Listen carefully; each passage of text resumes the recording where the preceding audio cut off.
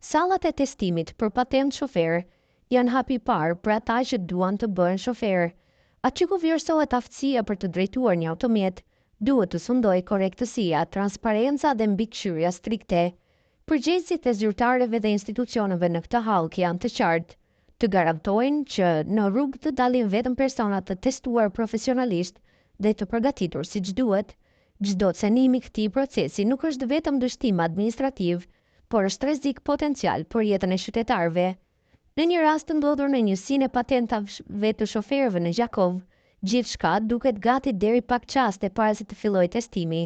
Më 2 korrik 2024 ditën e martë në orën 2:30 minuta, është paraparë testimi teorik dhe kandidatët hyjnë në sallën e testimit.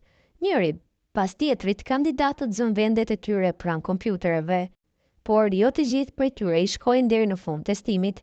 Hulumtimi i betimit për drejtësi tregon që 3 nga kandidatët që ushtruan testimin teorik dyshohet se në sallë me pajisje kopjuese të dyshimta. Në anën tjetër, rasti i cili u raportua në polici, po në atë ditë u dërgua në prokurori pas 7 muajsh me raport informues. Gjithçka filloi kur monitoruesit e Departamentit për Patent Shofer nga Prishtina pretendojnë se pan me kamera që kandidatët në Gjakov kanë diçka të dyshimt pasi ulën për të plotësuar testet. Dyshimet u ngritën fillimisht për 2 persona, e të njëjtit, ende pa përfunduar testimet e tyre largohen nga salla. Fezullah Mustafa, drejtori i Departamentit për Patent Shofer, ka thënë se për 3 kandidatët dyshimet ishin se posedonin pajisje kopjuese, kamera të vendosur në trup.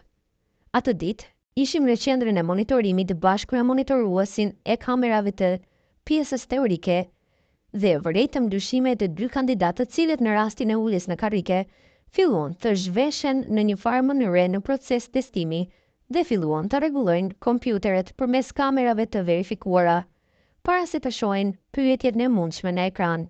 Ju e dini që ne kemi digitalizuar të gjithë procesin dhe një pyetje del e vetme në ekran dhe mundësia e vetme aktualisht është që të përdorin kamerat për të përfunduar procesin e testimit që është mënyrë jo legjitime, jo legale, jo e rregullt. Përpos të dyve, ne që e kemi vërejtur, ka qenë edhe i treti të cilin e kemi vërejtur dikur më vonë, shpreh Mustafa. Me qëllim që të parandalohen veprimet e palejueshme të kandidatëve që ushtrohen provimit teorik ose praktik për patent shofer, institucione ndërmerr edhe masa të tjera siç është kontrolla me detektor.